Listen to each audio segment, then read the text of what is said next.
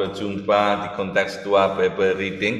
Kita lanjutkan di 1 Samuel pasal 15. 1 Samuel 15, berkatalah Samuel kepada Saul, "Aku telah diutus oleh Tuhan untuk mengurapi engkau menjadi raja atas Israel umatnya. Oleh sebab itu, dengarkanlah bunyi firman Tuhan. Beginilah firman Tuhan semesta alam, aku akan membalas apa yang dilakukan orang Amalek kepada orang Israel.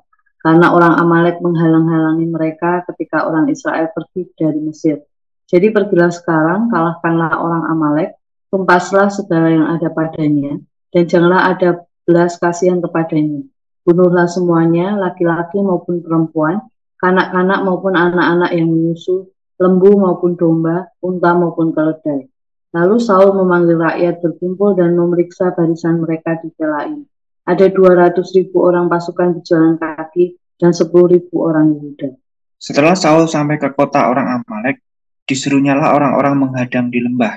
Berkatalah Saul kepada orang Keni, "Berangkatlah, menjauhlah, pergilah dari tengah-tengah orang Amalek, supaya jangan kulenyapkan kamu bersama-sama dengan mereka. Bukankah kamu telah menunjukkan persahabatanmu kepada semua orang Israel ketika mereka pergi dari Mesir?" Sudah itu menjauhlah orang Keni dari tengah-tengah orang Amalek. Lalu Saul memukul kepala orang Amalek mulai dari Hawilah sampai ke Syur yang di sebelah timur Mesir, agar raja orang Amalek ditangkapnya hidup-hidup, tetapi segenap rakyatnya ditumpasnya dengan mata pedang. Tetapi Saul dan rakyat itu menyelamatkan Agag dan kambing domba dan lembu-lembu yang terbaik dan tambun, pula anak domba dan segala yang berharga. Tidak mau mereka menumpas semuanya itu, tetapi segala hewan yang tidak berharga dan yang buruk, itulah yang ditumpas mereka. Lalu datanglah firman Tuhan kepada Samuel demikian, "Aku menyesal karena aku telah menjadikan Saul raja, sebab ia telah berbalik daripada aku dan tidak melaksanakan firman-Ku." Maka sakit hatilah Samuel dan ia berseru-seru kepada Tuhan semalam-malaman. Lalu Samuel bangun pagi-pagi untuk bertemu dengan Saul, tetapi diberitahukan kepada Samuel demikian, "Saul telah ke Karmel tadi dan telah didirikannya baginya suatu tanda peringatan." Kemudian ia balik dan mengambil jurusan ke Gilgal. Ketika Samuel sampai kepada Saul, berkatalah Saul kepadanya, "Diberkatilah kiranya engkau oleh Tuhan, aku telah melaksanakan firman Tuhan." Tetapi kata Samuel, "Kalau begitu, apakah bunyi kambing domba yang sampai ke telingaku, dan bunyi lembu-lembu yang kudengar itu?" Jawab Saul, "Semuanya itu dibawa daripada orang Amalek, sebab rakyat menyelamatkan kambing domba dan lembu-lembu yang terbaik dengan maksud untuk mempersembahkan korban kepada Tuhan Allahmu. Tetapi selebihnya telah kami tumpas." Lalu berkatalah Samuel kepada Saul, "Sudahlah, aku akan memberitahukan kepadamu apa yang difirmankan Tuhan kepadaku tadi malam." Kata Saul kepadanya, "Katakanlah." Sesudah itu berkatalah Samuel, "Bukankah engkau, walaupun engkau kecil pada pemandanganmu sendiri, telah menjadi kepala atas suku-suku Israel? Dan bukankah Tuhan telah mengurapi engkau menjadi raja atas Israel?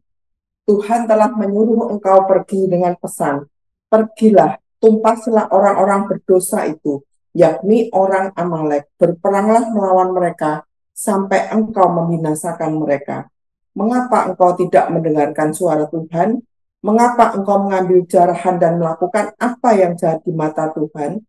Lalu kata Saul kepada Samuel, "Aku memang mendengarkan suara Tuhan dan mengikuti jalan yang telah disuruh Tuhan kepadaku. Dan aku membawa Agag, raja orang Amalek, tetapi orang Amalek itu sendiri telah kutumpas." Tapi rakyat mengambil dari jarahan itu kambing domba dan lembu-lembu yang terbaik dari yang dikhususkan untuk ditumpas itu, untuk mempersembahkan korban kepada Tuhan Allahmu di Gilgal. Tetapi jawab Samuel, "Apakah Tuhan itu berkenan kepada korban bakaran dan korban sembelihan, sama seperti kepada mendengarkan suara Tuhan? Sesungguhnya, mendengarkan lebih baik daripada korban sembelihan, memperhatikan lebih baik daripada lemak domba-domba jantan, sebab pendurhakaan adalah sama seperti dosa bertenung, dan kedegilan adalah sama seperti menyembah berhala dan terafim. Karena engkau telah menolak firman Tuhan, maka ia telah menolak engkau sebagai raja." Berkatalah Saul kepada Samuel, "Aku telah berdosa, sebab telah kulangkahi titah Tuhan dan perkataanmu. Tetapi aku takut kepada rakyat, karena itu aku mengabulkan permintaan mereka. Maka sekarang, ampunilah kiranya dosaku, kembalilah bersama-sama dengan aku, maka aku akan sujud menyembah kepada Tuhan. Tetapi jawab Samuel kepada Saul, aku tidak akan kembali bersama-sama dengan engkau, sebab engkau telah menolak firman Tuhan. Sebab itu Tuhan telah menolak engkau sebagai raja atas Israel. Ketika Samuel berpaling hendak pergi, maka Saul memegang punca jubah Samuel, tetapi terkoyak. Kemudian berkatalah Samuel kepadanya, Tuhan telah mengoyakkan daripadamu jabatan raja atas Israel pada hari ini, dan telah memberikannya kepada orang lain yang lebih baik daripadamu. Lagi sang mulia dari Israel tidak berdusta, dan ia tidak tahu menyesal, sebab ia bukan manusia yang harus menyesal. Tapi kata Saul, aku telah berdosa, tetapi tunjukkanlah juga hormatmu kepadaku sekarang di depan para tua-tua bangsaku dan di depan orang Israel. Kembalilah bersama-sama dengan aku, maka aku akan sujud menyembah kepada Tuhan Allahmu. Sesudah itu, kembalilah Samuel mengikuti Saul, dan Saul sujud menyembah kepada Tuhan. Lalu berkatalah Samuel, bahwa kemari Agag raja Amalek itu dengan gembira, Agag pergi kepadanya, sebab pikirnya sesungguhnya kebaikan maut telah lewat. Tetapi kata Samuel, seperti pedangmu membuat perempuan-perempuan kehilangan anak, demikianlah ibumu akan kehilangan anak di antara perempuan-perempuan. Sudah itu Samuel mencincang Agag di hadapan Tuhan di Gilgal. Kemudian Samuel pergi ke Rama, tetapi Saul pergi ke rumahnya di Gibea Saul. Sampai hari matinya Samuel tidak melihat Saul lagi, tetapi Samuel berduka cita karena Saul, dan Tuhan menyesal karena ia menjadikan Saul raja atas Israel. Kita sampai 1 Samuel pasal 15, narasi perjalanan Saul menjadi raja. Ada hal-hal yang penting yang bisa kita pelajari saat ini. Kisahnya jelas bahwa dari ayat 1 kita temukan bahwa Samuel datang kepada Saul dan memberitahukan, aku telah diutus oleh Tuhan untuk mengurapi engkau menjadi raja atas Israel.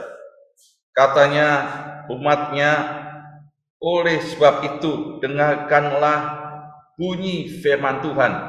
Ada penekanan di sini, dengarkanlah bunyi firman Tuhan.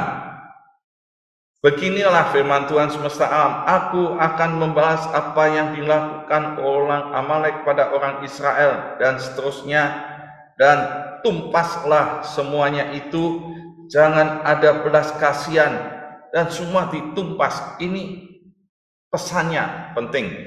Dan Saul diingatkan oleh Samuel, kamu sudah diurapi Tuhan. Artinya Saul ditapiskan, diteguhkan menjadi raja Israel karena Tuhan. Yang kedua, Saul menjadi raja atas Israel, mendapat kuasa, otoritas dari Tuhan. Ingat ini, dengar ini, lalu mendapat tugas khusus, habiskan, tumpaskan semua orang Amalek. Itu pesannya jelas, dan Saul melakukan itu. Dia memanggil rakyat dengan 200.000 orang pasukan berjalan kaki, dan semua disiapkan. Dan ada yang bijak tentang Saul adalah soal orang Keni, ya, orang Keni yang ada di tengah-tengah orang Amalek ini diberitahu menyingkir, ya, menyingkir karena akan ditumpas ini orang Amalek. Dan ini keputusan yang baik dari Saul karena dia selalu mengingat, ya, mengingat kebaikan orang Keni, itu keluarga dari Jitro, keluarga, ya, sanak saudara dari Jitro. Dan dia mengingat kebaikan orang-orang yang ada pernah menolong orang Israel, yaitu keluarga Jitro, supaya dipisahkan, tidak habis binasa dengan orang Amalek. Dan ternyata orang Keni menaati, dia pisah dari Amalek, baru orang Israel serbu orang Amalek ini. Ternyata semua ditumpas dan Saul mendapat kemenangan. Hanya kita melihat hanya Agag raja Amalek dan domba kambing yang terbaik, yang berharga tidak di semua ditumpas. Dan di sini terlihat bahwa yang diperintahkan Tuhan jelas semua ditumpas, tidak ada yang dikasih, laki-laki, perempuan, anak, semua ditumpas, dibunuh, dan semua binatang ditumpas. Tapi Saul mempunyai kebijakan sendiri. Dia menyisahkan Raja Agag dan kambing domba yang berharga, yang baik-baik. Lalu kita melihat datanglah Samuel, dan kalau Samuel datang, dia berkata, "Diberkatilah engkau oleh Tuhan, aku telah melaksanakan firman Tuhan kiranya." Tetapi kata Samuel, ya ini jawaban Saul, kata Samuel, "Kalau begitu, apakah bunyi kambing domba yang sampai ke telinga dan bunyi lembu-lembu yang kudengar itu?"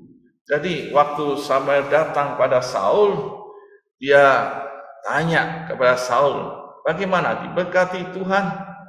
"Ya, diberkati Tuhan," kata Saul. "Tapi kau ada kambing domba bunyi itu apa?" Maka Saul menjawab, "Agag raja Amalek itu dan ada kambing domba yang berharga tidak ditumpas."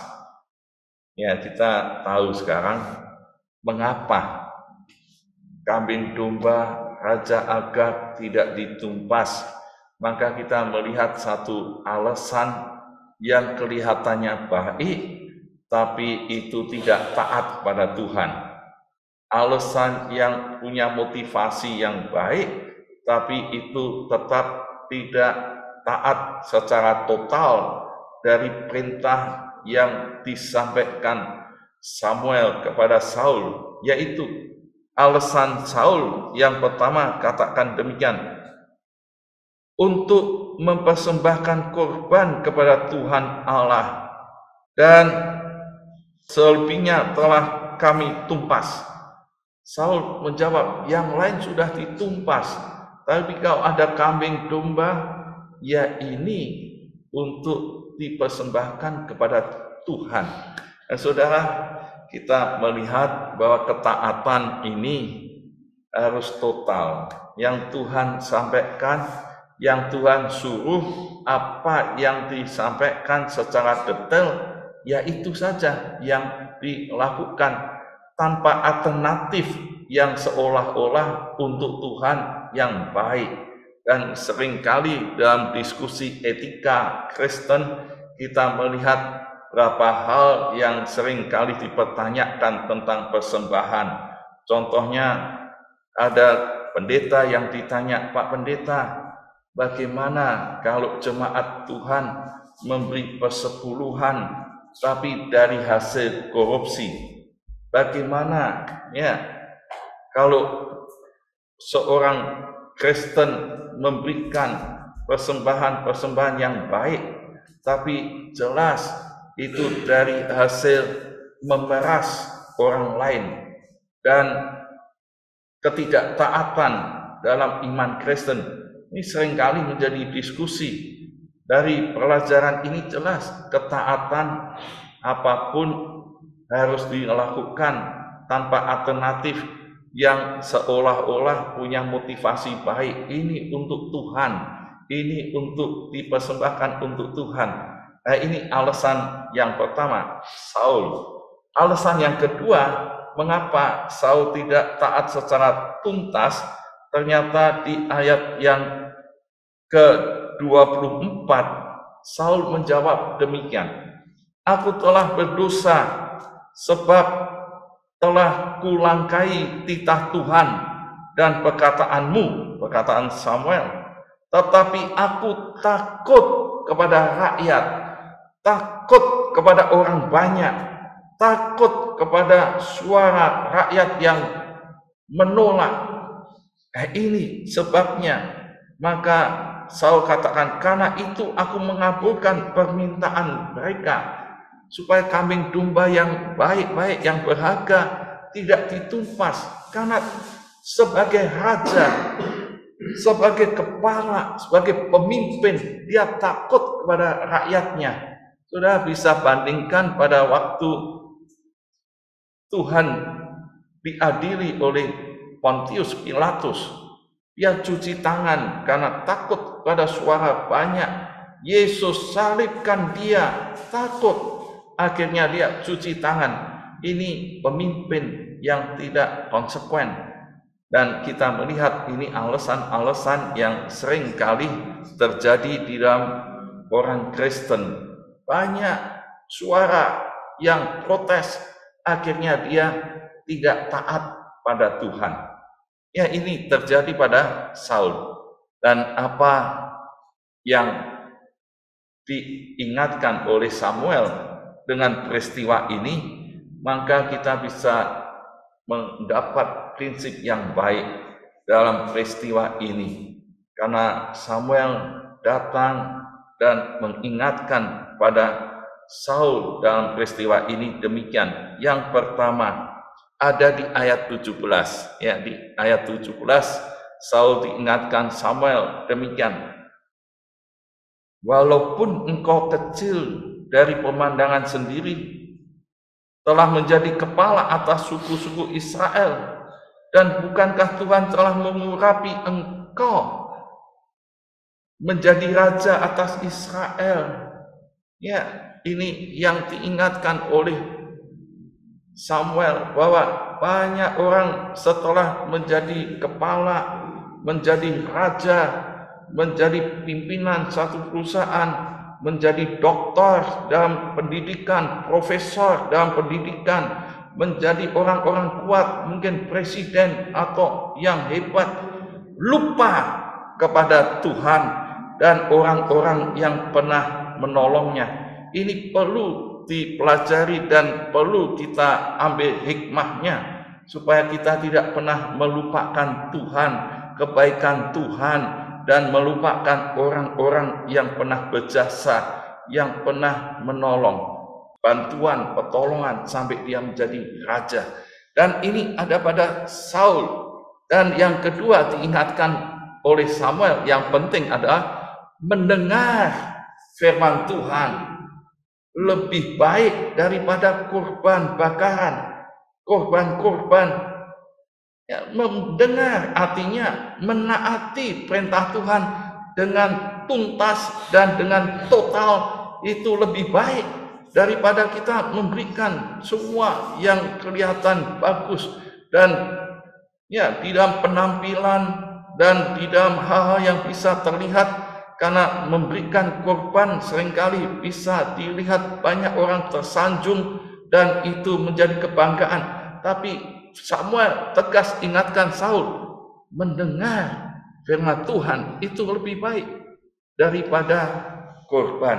Nah, artinya ya kita taat aja secara total, itu berkenan pada Tuhan, daripada kita ya belagak jadi orang Kristen yang kelihatannya ya pencitraan yang baik, di mata orang kelihatan orang suci, di mata orang kelihatan orang yang murah hati, di mata orang yang penuh perhatian, penuh kasih. Tapi firman Tuhan pagi ini tegas katakan, taat firman Tuhan, perintah Tuhan lebih baik. Karena kalau tidak taat dikatakan sama dengan pendurhaka, sama dengan orang yang degil, sama dengan orang yang menyembah berhala. Ini Samuel ingatkan Saul demikian. Lalu yang pelajaran berikut yang bagus ada, setelah ini Samuel tidak kompromi, Agag dibunuh, dan kita tahu terlihat di sini ada Samuel berpisah dengan Saul sampai matinya. Dia tidak lagi berjumpa dengan Saul. Artinya apa? Kita lihat orang yang namanya hakim, nabi, tidak pernah bisa kompromi dengan orang yang tidak taat. Seringkali kita melihat ada hamba-hamba Tuhan sekitarnya itu orang-orang yang tidak taat, orang-orang yang korupsi, orang-orang pezina, orang-orang yang jahat, tapi dia bisa kumpul. Ini saya seringkali dalam diskusi, ini aneh, mengapa bisa demikian? Tentu satu roh, tetapi kita lihat Samuel, seorang hamba Tuhan yang suci dan taat, tidak pernah bisa kompromi dengan orang-orang yang tidak taat seperti Saul, dan akibatnya jelas Saul diganti orang lain dan Tuhan menghukumnya. Kita akan melihat nanti perjalanan Saul bagaimana setelah ini, karena Tuhan sudah menolak dia menjadi raja, dan nanti akibatnya setelah tidak dengan Samuel, tidak bersama dengan Samuel, kita bisa melihat di pasal berikutnya bagaimana yang ada pada Saul. Dan amanat teksnya jelas, mendengar suara Tuhan lebih baik daripada korban. Ketaatan secara total itu tanpa alternatif. Selalu ingat segala kebaikan Tuhan. Ya, aplikasinya kita bisa lakukan hari ini. Apakah saya peka mendengar suara Tuhan? Apakah saya taat kepada Tuhan secara total? Apakah saya selalu ingat akan kebaikan Tuhan dan orang-orang yang selalu bersama dengan saya? Tuhan Yesus memberkati. Mari kita belajar dari apa yang difirmankan oleh Tuhan untuk kita tetap mengingat kebaikan anugerah Tuhan. Kalau kita sampai hari ini ada di dalam keadaan dan posisi yang Tuhan berikan kepada kita, dan biarlah kita mau terus dengan tulus menyembah, memuji Tuhan. Kasih setiamu yang kurasakan, kasih setiamu yang kurasakan, lebih tinggi dari langit biru. Kebaikanmu yang telah kau nyatakan lebih dalam dari lautan. Berkat-Mu yang telah kuterima, berkat-Mu yang telah kuterima, sempat membuatku terpesona. Apa yang tak pernah kupikirkan, itu yang Kau sediakan bagiku. Mari sembah Dia. Siapakah aku ini, Tuhan? Jadi biji mata-Mu, dengan apa akan ku balas Tuhan selain puji dan sembah Kau? Siapakah aku ini, Tuhan? Jadi biji mata-Mu, dengan apa akan ku balas Tuhan selain puji dan sembah Kau, selain puji dan sembah Kau, selain puji dan sembah Kau. Haleluya. Terpujilah Kau Tuhan. Biarlah pagi hari ini kita diingatkan siapakah kita. Sedemikian Tuhan mengangkat kita menjadi biji mata Tuhan, menjadi anak-anak kepunyaannya. Semua karena anugerah kebaikan Tuhan. Mari kita terus berkomitmen untuk hidup setia, tulus, rendah hati, dan tetap menghormati para hamba-hamba Tuhan yang dipakai Tuhan untuk memimpin kita. Dan juga dengan Tuhan kita semakin menghormati, semakin loyal kepada Tuhan. Mari kita bersama berdoa. Bapa di surga, aku bersyukur kepada Tuhan, firman Tuhan mengingatkan betapa pentingnya untuk terus-menerus ada di dalam hadirat Tuhan, ada di dalam ketaatan kepada Tuhan, dan tidak membawakan hidup kita semakin jauh dari Tuhan. Kami berdoa Tuhan supaya setiap kami biarlah diberi hati yang takut akan Tuhan, hati yang menghormati Tuhan, juga yang menghormati para senior rohani yang sudah dipakai Tuhan untuk menjadi pemimpin kami, baik itu para gembala sidang, para pengajar, maupun juga Tuhan para rohaniwan yang Tuhan sudah pakai. Biarlah kami tetap menghormati, menghargai sebagaimana Tuhan sudah memakai beliau-beliau ini menjadi alat-alat Tuhan. Kami juga berdoa supaya di dalam hati kami ada hati yang tulus, hati yang rendah hati yang terus berpaut kepada Tuhan dan taat dalam setiap hal yang Tuhan izinkan dan perintahkan. Berkati kami semua. Terima kasih Tuhan, di dalam nama Yesus kami berdoa dan bersyukur. Haleluya.